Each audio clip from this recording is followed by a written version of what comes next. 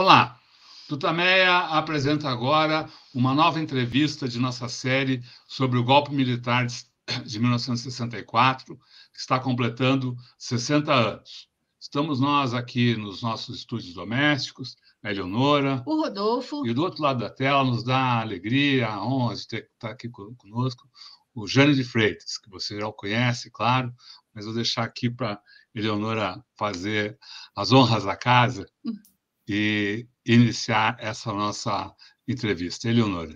Jânio de Freitas, que bom, é uma honra tê-lo aqui no Tutameia, é muito bom poder te reencontrar.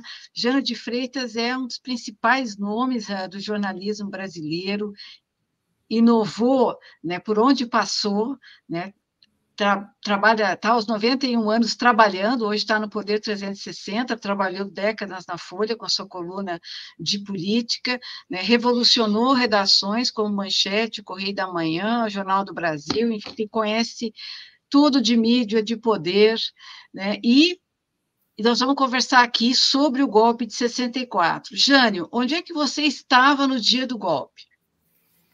Primeiro, deixa que eu agradeça o convite de vocês. Esse trabalho que a Tutameia faz é muito importante e é muito bom. E eu mando um abraço de parabéns a vocês pelo que fazem, pela informação, pelo conhecimento do que é passado, presente, e é preferível não palpitar pelo futuro, porque a gente nunca acerta. Bom, no dia 31 de março, eu estava no Rio de Janeiro, passei o dia todo a partir da informação privilegiada que eu tive, por acaso, do levante em Minas. Eu ia me encontrar com o Gilberto Paim, o economista, na cidade, e como eu tivesse chegado bastante antes do encontro, eu subi aos escritórios do Banco Nacional, então chamado de Minas Gerais, para conversar um pouco com um amigo meu que era assessor de diretoria no banco.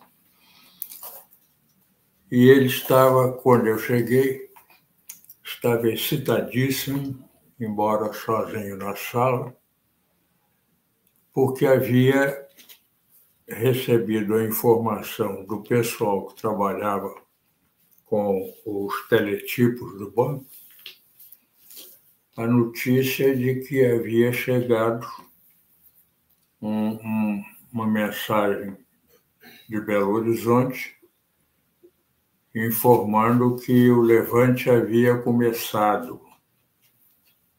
O general Mourão já estava na rua.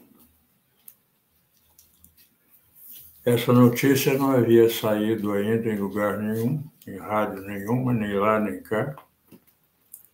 E, pelo menos aqui no Rio, eu tenho certeza que não havia saído.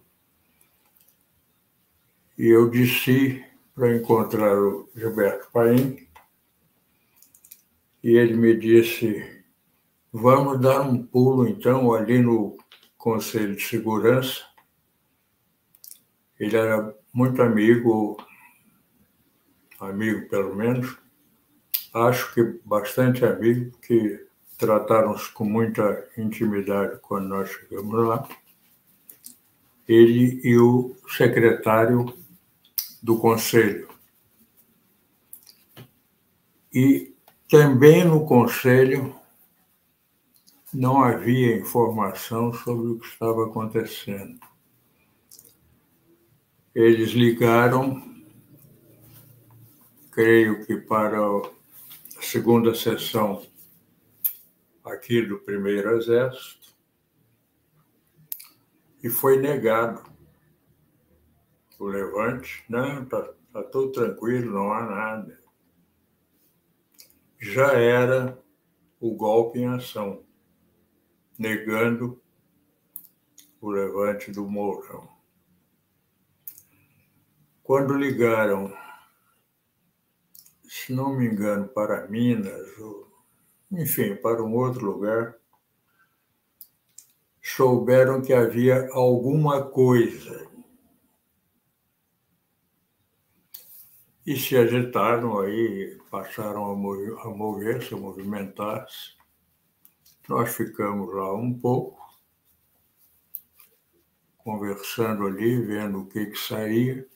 Na verdade, ali, embora fosse o Conselho de Segurança, não saiu nada, ou saiu muito pouco que não nos interessou, e eu fiquei decidido a descer e ir procurar mais informação fora de lá. E foi o que eu fiz. Eu tinha, em seguida, um encontro com um jornalista que era muito ligado a mim. Trabalhamos juntos várias vezes. José Silveira, um gaúcho, que mais tarde veio a trabalhar com você, Leonora, na Folha, ele chefiando a sucursal, dirigindo a sucursal da Folha aqui no Rio. E estivemos juntos por todo o dia 31, indo a muitos lugares onde deveria haver providências, atividades, possivelmente armas. Por exemplo, a diretoria dos Correios. Os Correios estavam dirigidos por um coronel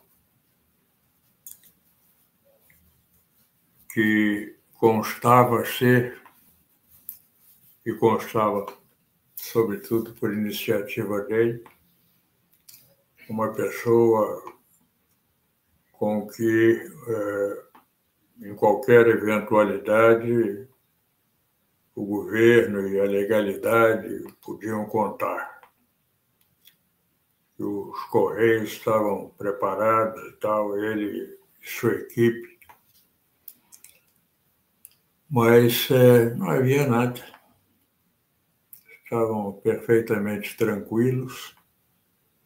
Ele ia sair para um encontro profissional qualquer ali dos Correios, um troço desse.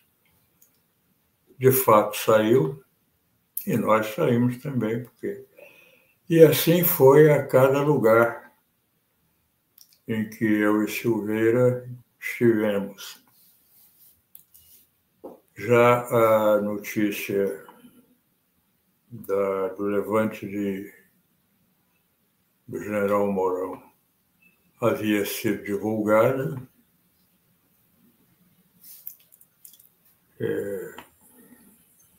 Informações imprecisas, confusas.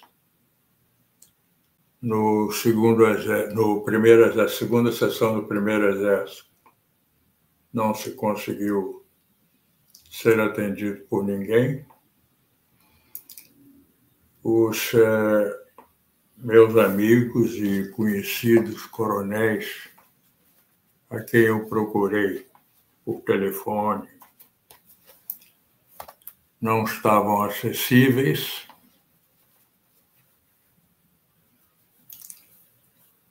E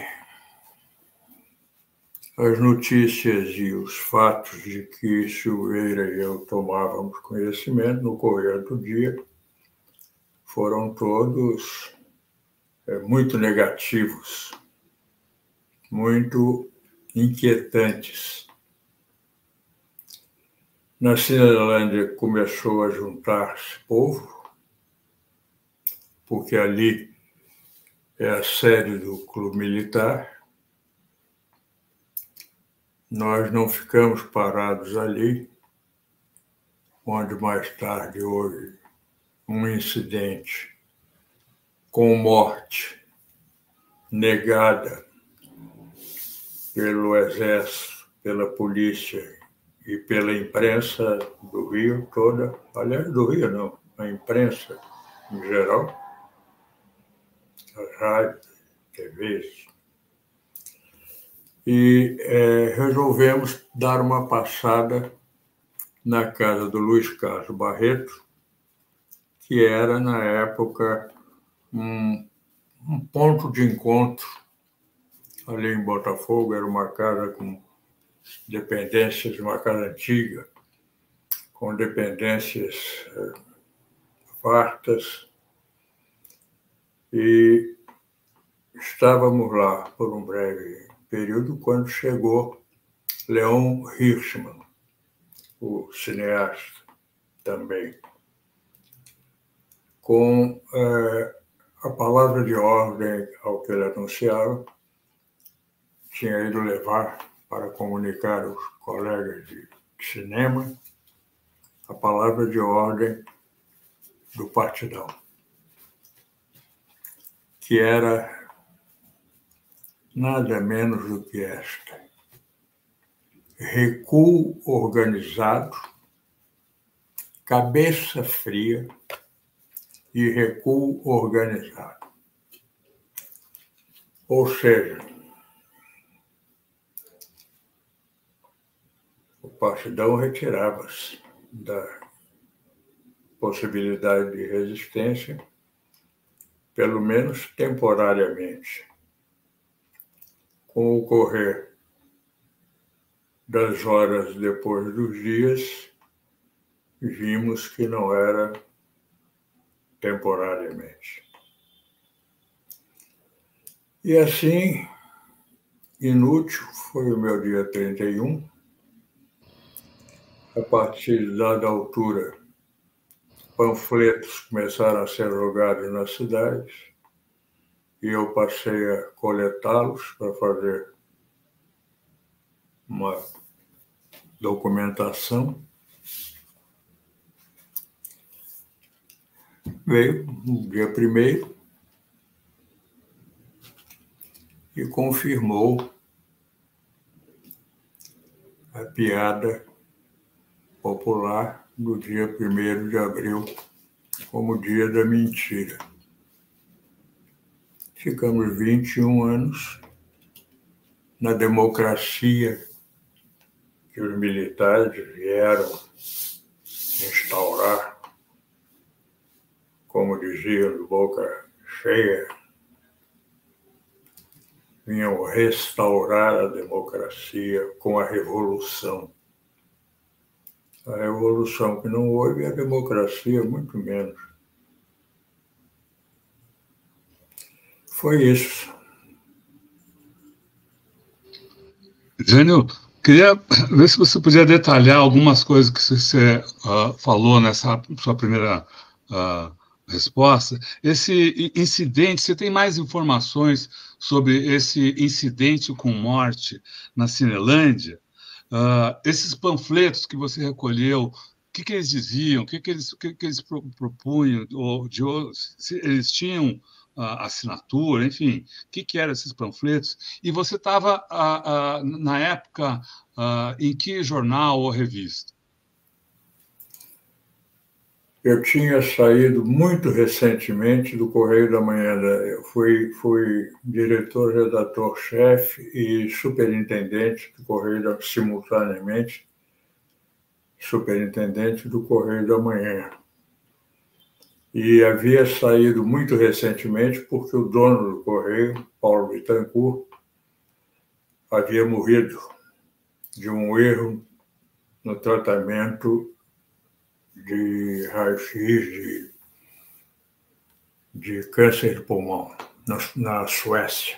Ele foi daqui para a Suécia porque lá estava o cracão desse tratamento e o sujeito veio ao Rio trazido pela filha do Paulo Bittencourt, que era o dono do jornal. Trazido ao Rio para examinar, Paulo, chamávamos de Dr. Paulo, e ele disse que queimaria o tumor e assim as coisas se resolveriam. Levou o Dr. Paulo para a Suécia e lá o Cracão errou a dose de raio e tal, queimou o pulmão de uma tal maneira que o Paulo Bittencourt viveu uns poucos dias mais a poder de morfina por causa da dor, da queimadura no pulmão, e morreu. E iniciou-se imediatamente uma briga infernal entre Nilmar Muniz Sodré, que era a mulher Paulo Bittencourt, e a filha dele, Símil Bittencourt. E eu caí fora porque essa briga começou a ser travada de uma maneira ilegal, suja, caluniosa, difamante, a ponto de haver até roubo de automóvel de uma para prejudicar a outra, para incomodar a outra, então, coisas horríveis. E eu me recusei a deixar que o jornal servisse, fosse de que maneira fosse, a essa briga completamente absurda, idiota e porca, suja, coisa horrorosa. Então eu estava fora do jornal, começando a montagem de um jornal novo, com Mário Wallace Simonsen, que não era o Mário Simonsen economista, era o empresário, o homem da exportação de café e de outras grandes atividades empresariais, entre as quais a televisão Excelsior, que havia sido criada por ele, e ia muito bem naquela altura. E ele quis fazer um jornal,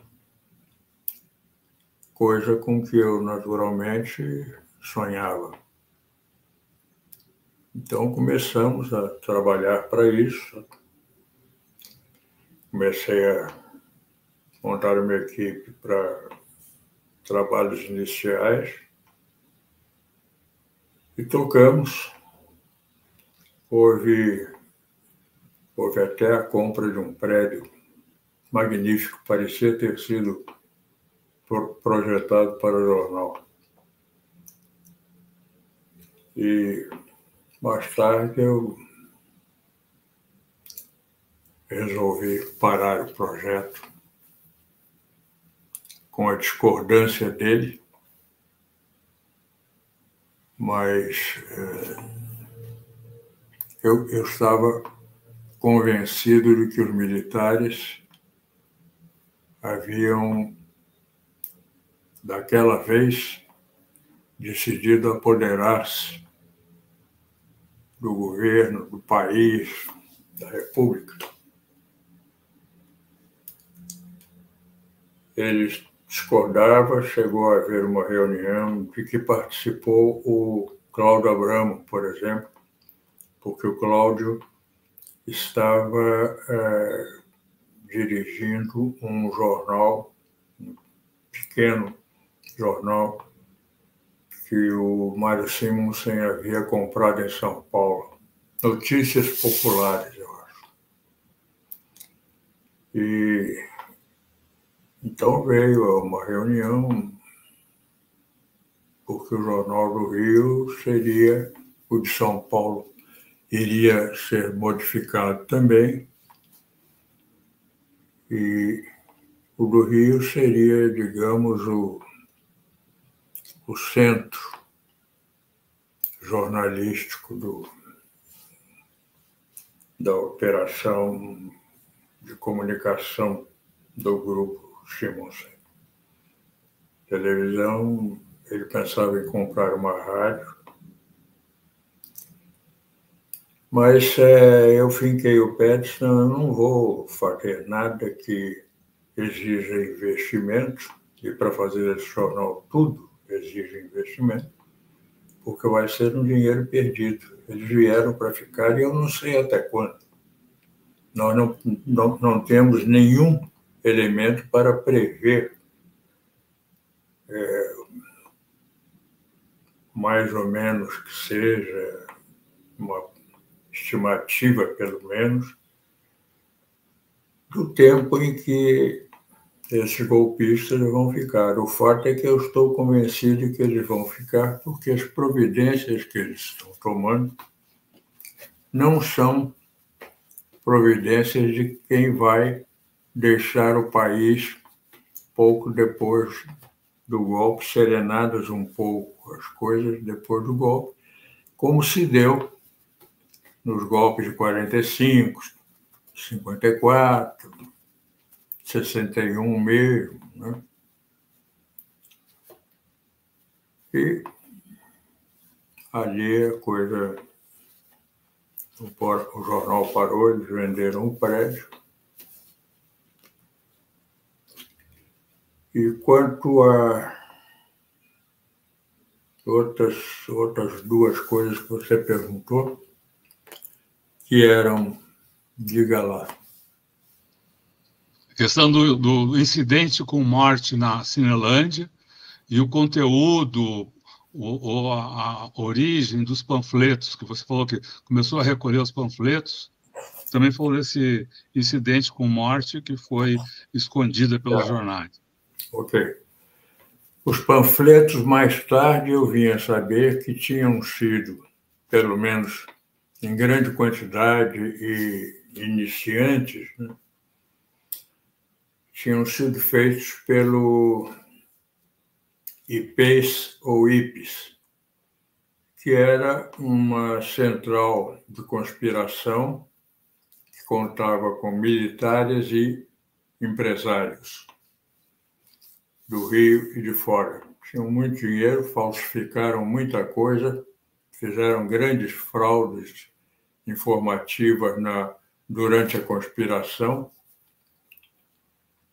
e estavam já preparados para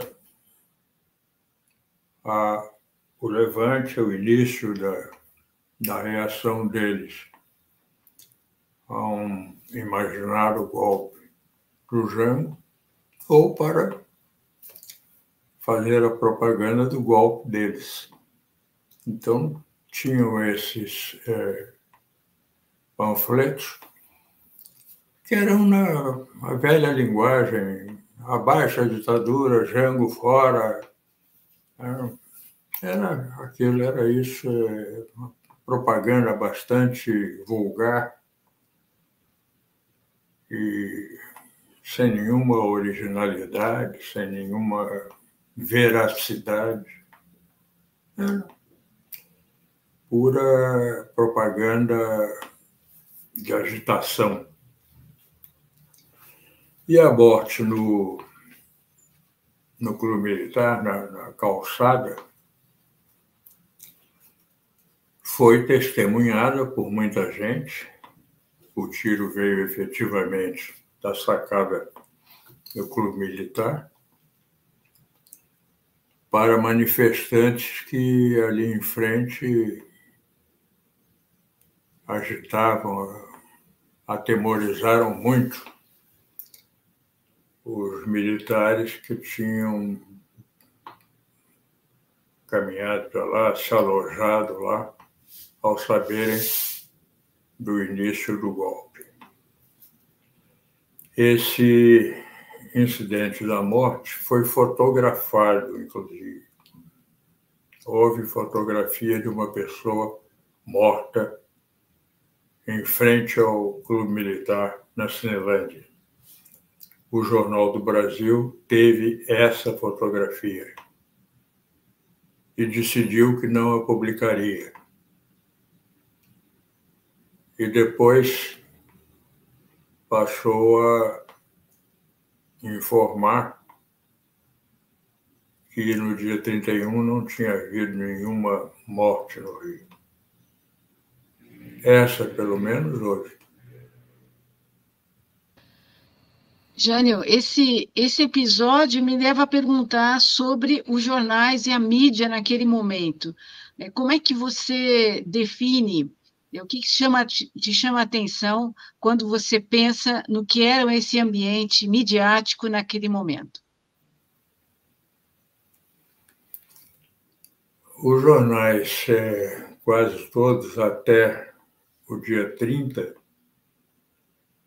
foram muito cautelosos, muito dúbios, anti-governo, anti-Jango, anti-PTB, anti-reformas, mas com muito cuidado na exposição dessa posição que, afinal, não representava nenhuma novidade na imprensa brasileira. Foi assim não só no Rio, era assim não só no Rio, mas nas capitais e nas grandes cidades todas. A imprensa, a mídia, rádio e tal, foram assim mesmo, com poucas exceções movimentadas por pessoas como Brizola, que aqui no Rio dispunha da rádio Mairink Veiga, que foi fechada, e em algumas outras capitais, no Rio Grande do Sul também, havia alguma coisa, mas nada que fosse surpreendente. E no dia 31 e no dia 1º, a posição em geral, aqui no Rio, foi de um golpismo descarado. Rasgaram a fantasia, com ela se foram os cuidados. A tribuna da imprensa do Lacerda foi atacada, o pessoal fugiu, o Vespertino, que era a tribuna, tinha redação trabalhando na parte da manhã para fazer o jornal que circularia aí por 1h da tarde, 2h da tarde. Então, a redação estava a pleno na parte da manhã. O jornal foi atacado ainda de manhã e as fugas se deram pelo telhado, passando para o vizinho. E a TV Rio foi atacada porque tinha um telejornal com pessoas que não entravam no golpe, tipo Newton Carlos, por exemplo. E a última hora foi atacada também. Quebraram, assim como na tribuna, quebraram mesas, cadeiras, fizeram um certo espalhafato, uma certa boçalidade. E os outros estavam em festa.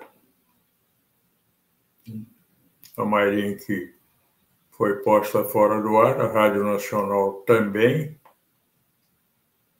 A Rádio Nacional, mais por temor do que por qualquer outra coisa, dada a potência dela de transmitir para o país. E assim foi.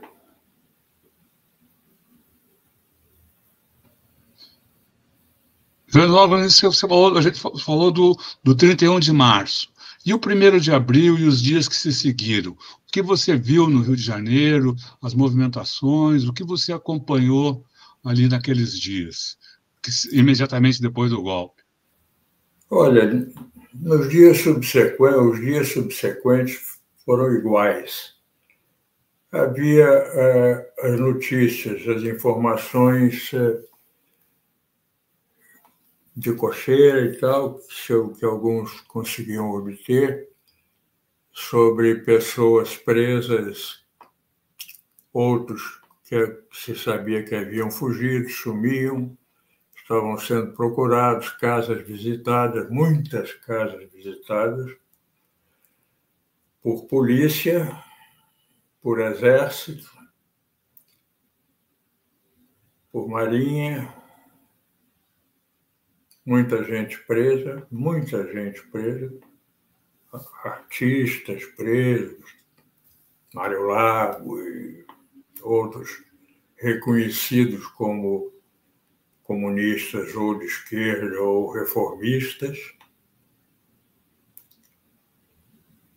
E nada muito fora do que fosse a ocupação da cidade e dos serviços da cidade, dos meios da cidade, pelos militares, pelos policiais e pela direita civil, que eram sempre pessoas do que ainda hoje chamam de elite social,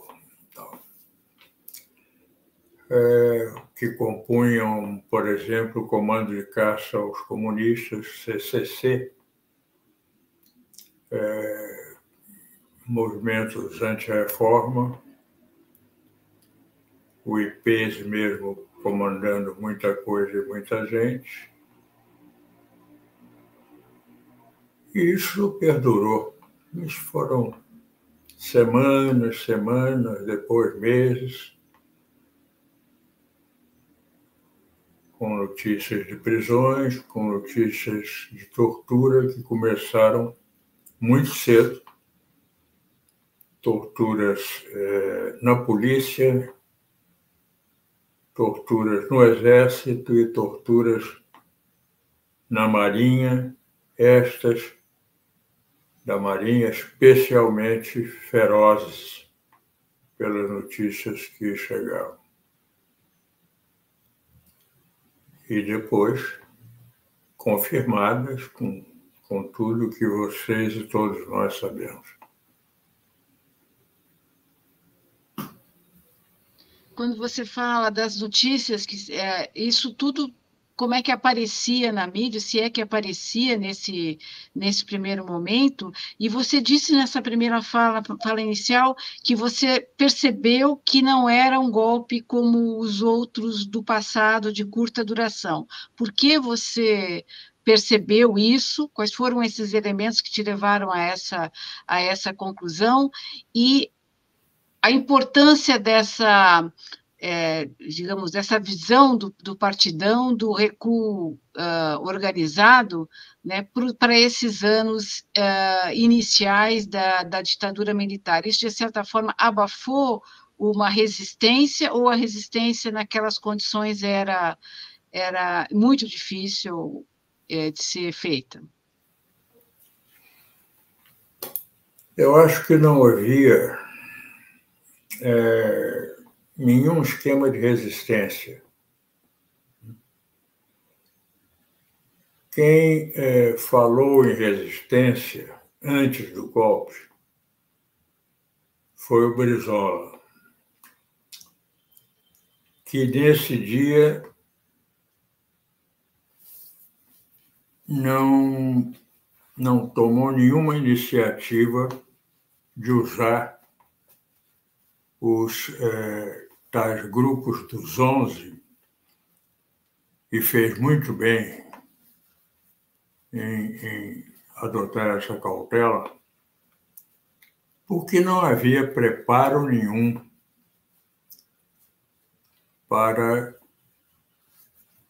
que eles pudessem desempenhar algum tipo de papel significativo. Iam ser, o pouco que havia ia ser esmagado facilmente entre os brisolistas, os grupos dos 11. E o que me chamou a atenção imediatamente foi a voracidade com que os golpistas, civis e militares, correram para se apropriar das cidades,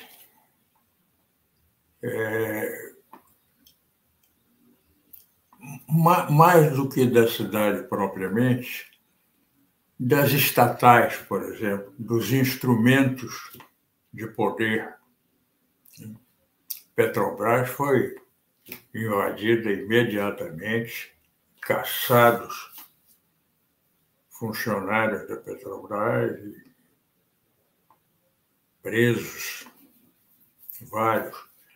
Os sindicatos foram devassados, atacados, as lideranças sindicais presas. Essa invasão dos serviços oficiais e das estatais e sindicatos e tal, nunca havia sido feita em nenhum golpe. E era evidente que aquela caça que eles estavam fazendo aos reformistas supostos ou verdadeiros indicava uma disposição completamente inovadora no que respeitava aos golpes. Era uma coisa, digamos, para valer, para derrotar o inimigo, prendê-lo, massacrá-lo. Não era o golpe latino-americano tradicional, no qual o Brasil foi especialista.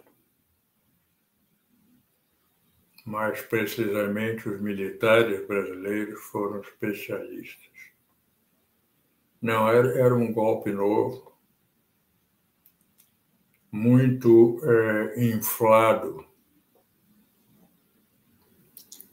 por pessoas, por empresários ligados ao capital estrangeiro, ao capital americano, à embaixada americana.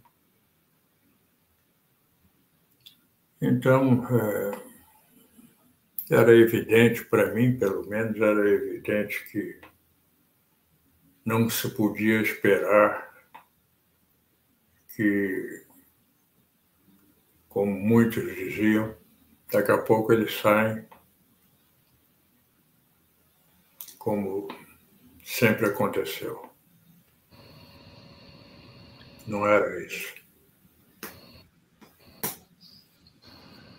Nessas condições, Jânio, como foi fazer jornalismo sob a ditadura, sob a censura, sob esse mundo onde as pessoas eram presas, torturadas, mortas, desaparecidas?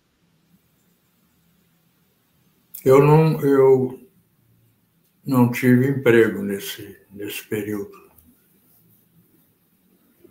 Eu não estive em jornal. Os jornais inicialmente eram censurados. Depois que acabou a censura, explícita, havia a censura do telex, pelo telex ou pelo telefone. Foi sempre muito, aqui no Rio, muito obedecida, sem nenhum incidente, porque, no fundo, as chefias daquelas redações concordavam plenamente com o golpe e, portanto, achavam a censura útil, embora fizessem um certo jogo de cena, que ficava bem, né? Mas concordavam, aceitaram muito bem. E como o Rio era refletido pelos meios de comunicação do país todo, foi mais ou menos a mesma coisa no país todo, com exceção do Estadão,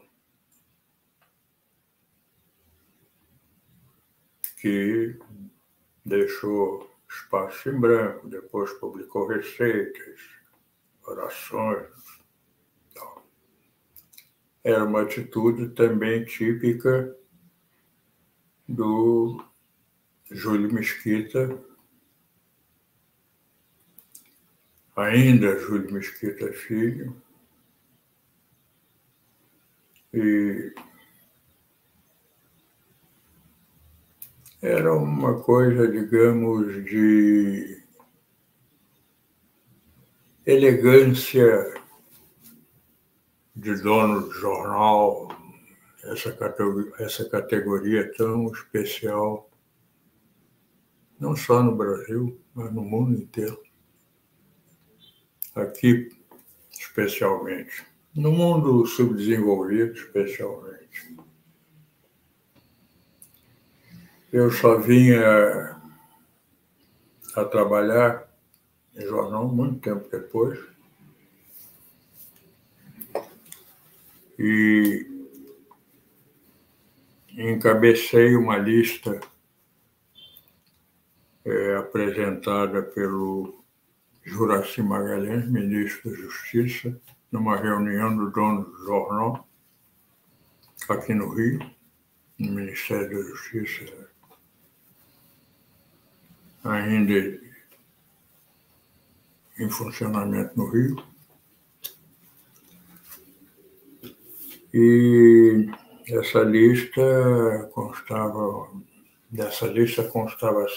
constavam cerca de 10 ou 12 jornalistas, uma coisa assim, que o Juracy informava que não deviam ser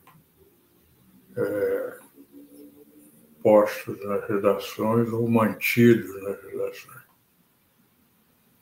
E eu encabecei essa lista e depois ela foi trabalhar em outras coisas. De modo que acompanhei de fora o que se passava nas redações, porque continuava convivendo com jornalistas que eram amigos meus, ex-colegas de trabalho.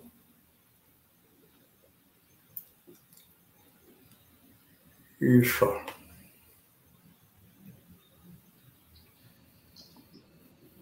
Uma questão, por que não queriam que você trabalhasse? Por quê?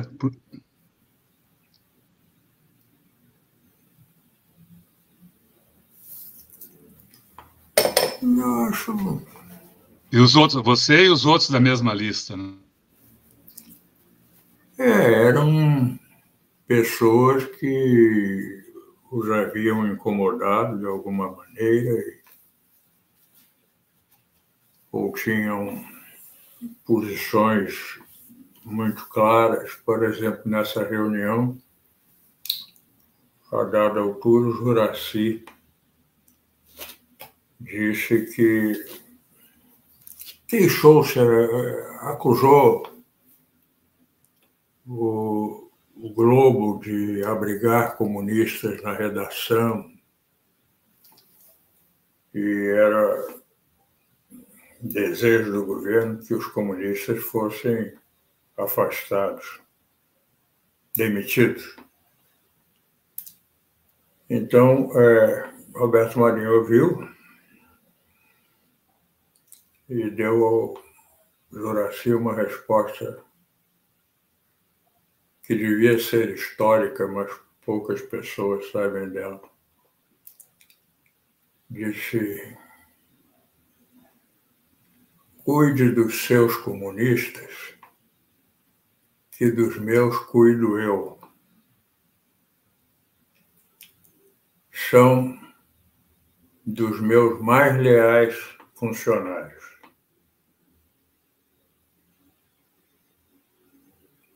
O Juracy silenciou.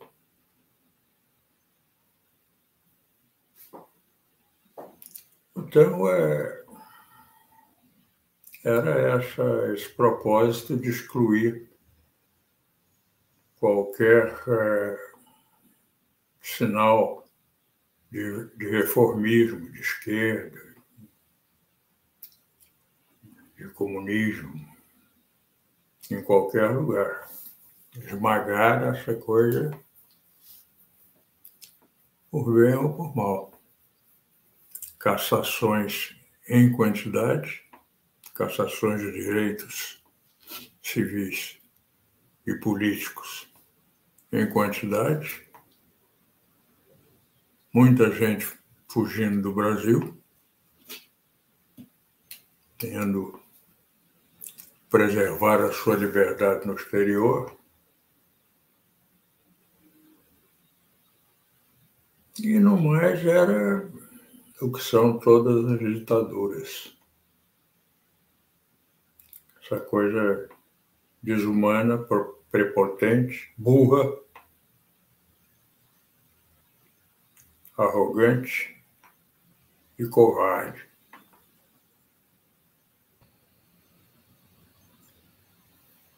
Quem não gostava disso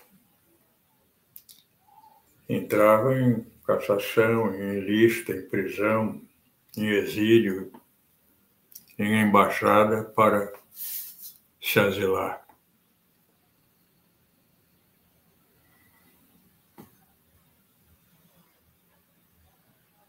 Jânio, 60 anos depois do golpe, a gente está ouvindo já a questão do golpe está sempre se colocando. Nós tivemos o 8 de janeiro, o governo Bolsonaro o tempo todo ameaçando implantar uma ditadura. O que a gente precisa pensar nessa data de 60 anos em relação a tudo que a gente está vivendo hoje? Que tipo de lições, se é que é possível falar essa palavra, dessa ditadura que a gente viveu 21 anos e o momento de agora? Como é que você avalia que é possível a gente pensar hoje, à luz desses 60 anos? Como é que você está vendo a situação? Eleonora,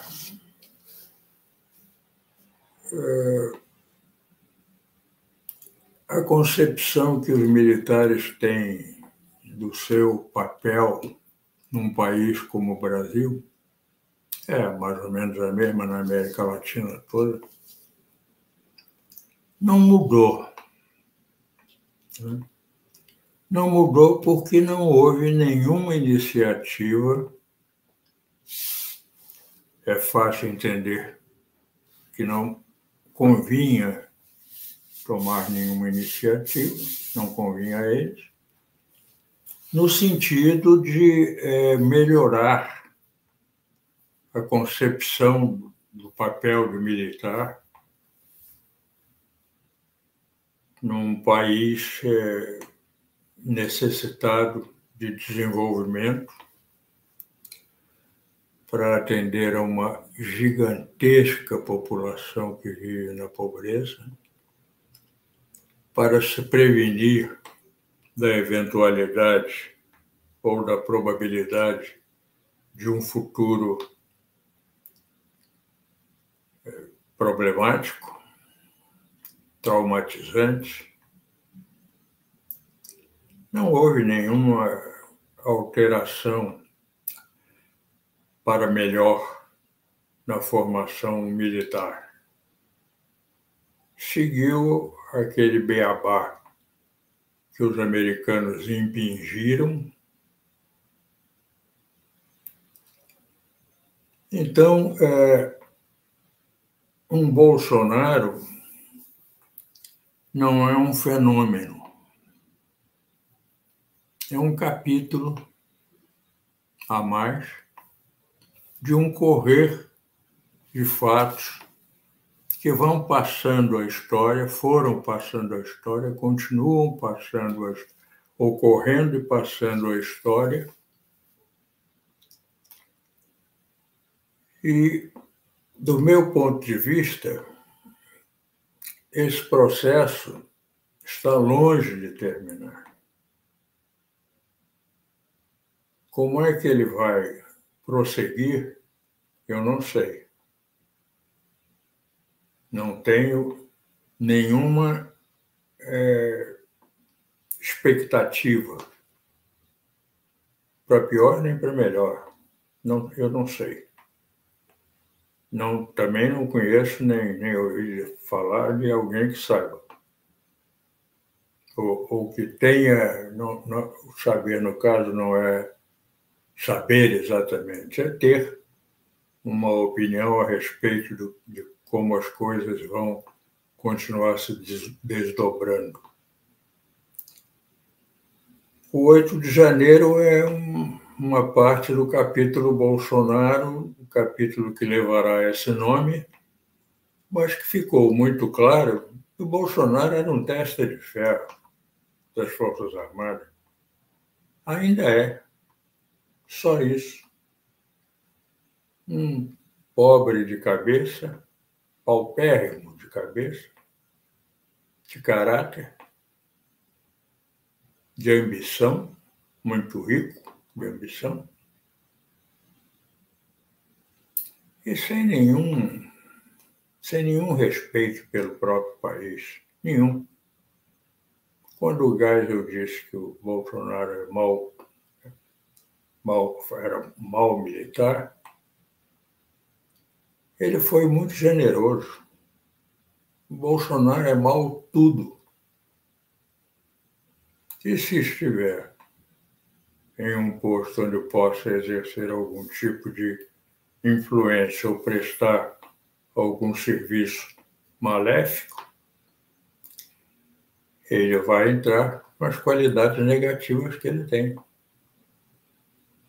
E seria assim, com o poder da força, apenas mudando um pouco a forma. Uma pessoa nem tão imbecil ou nem imbecil, por exemplo, pareceria diferente, mas a essência seria exatamente a mesma. Então, não estamos livres de que novos episódios venham a ocorrer em alguma altura, nem mesmo livres de que, de repente, haja alguma iluminação, alguma luz em um núcleo militar que pense e comece a pensar fora do estreito esquema proveniente da frágil teoria militar americana e, como núcleo ativo, como núcleo com mais lucidez, imponha algumas reformas importantes, compreenda que as Forças Armadas, como estão estruturadas hoje no Brasil, custam uma fábula ao povo todo e não são capazes de, não tem como enfrentar nenhuma decisão contrária proveniente do mundo desenvolvido. Se amanhã os Estados Unidos, a Rússia, a China, não sei quem é, com China, ou lá o que seja, resolver apoderar-se, por exemplo, do pré-sal, vai apertar botões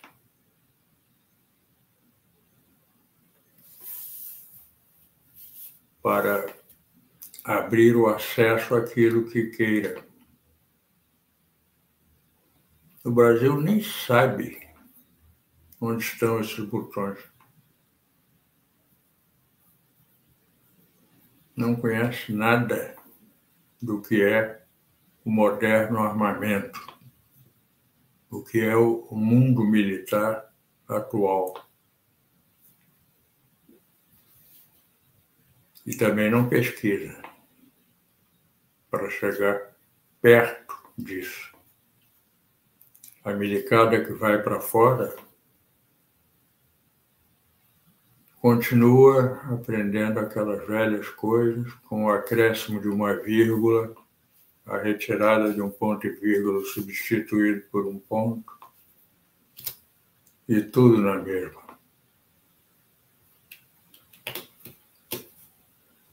É isso.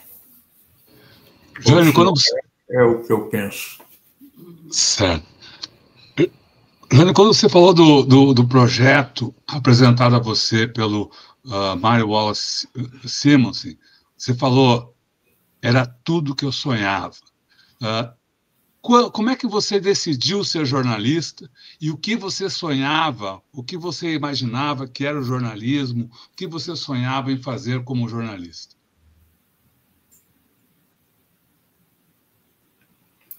Eu não decidi ser jornalista, não. Eu fui jornalista, me tornei jornalista por total acaso. E como jornalista eu tive sempre o ideal de fazer uma coisa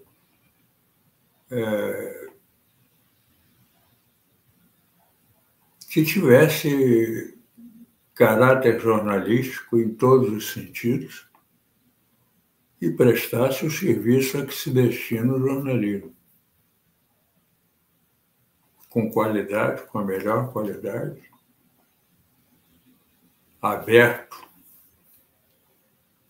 para a criatividade e não aquele rame que eu encontrei quando entrei em jornal. Foi o que eu tentei fazer, foi inovar onde eu tivesse alcance para isso. Acho que fiz. Gostaria de fazer de novo. Gostaria de fazer outra vez conduzindo um jornal, como me aconteceu, tive a sorte de que me acontecesse algumas vezes, em razão exatamente de ter agido assim. Essa coisa contraditória, né? A resistência à inovação, aos que procuram inovar e tal, na imprensa é enorme. Mas quando um inova e acerta, aí isso é respeitado, é adotado, é imitado, é praticado. Inova mesmo. Depois fica tudo estagnado outra vez. O jornalista brasileiro não estuda jornalismo. O jornalismo tem uma técnica preciosíssima e muito difícil. Mas a moçada aqui não estuda.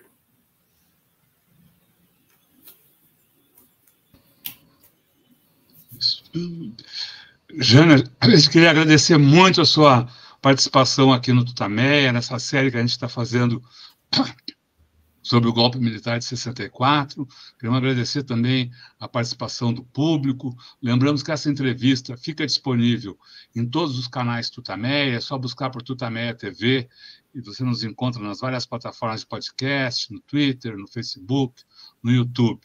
No YouTube, não deixe de se inscrever no nosso canal e clicar na sinetinha para receber avisos de novos vídeos. Visite também o nosso site, o Tutameia. O endereço é tutameia.jor.br.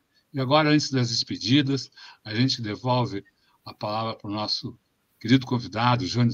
Lembrar que ele é meio padrinho do meu primeiro livro de corrida, né? Fez lá a orelha, a apresentação. A gente teve, a Eleonora e eu tivemos a satisfação de trabalhar durante muitos anos aí com o Jânio. Mas, então, devolvemos a palavra ao Jânio para que dessa vez sem perguntas. Então, faça sua fala, mande sua mensagem para o povo que está aqui com a gente e que segue com a gente pela internet afora. Jânio, muito obrigado. A palavra é sua. Eu que agradeço. Outra vez, parabenizo pelo trabalho que vocês fazem com o Tutameia. Me ponho à disposição para, eventualmente, dar um palpite. No mais, abraço quem venha a nos ouvir, abraço agradecido. E a vocês, muito obrigado. Muito obrigada, Jânio. Muito obrigada. Grande abraço. Tchau. Tchau, tchau. Tchau, pessoal. Tchau.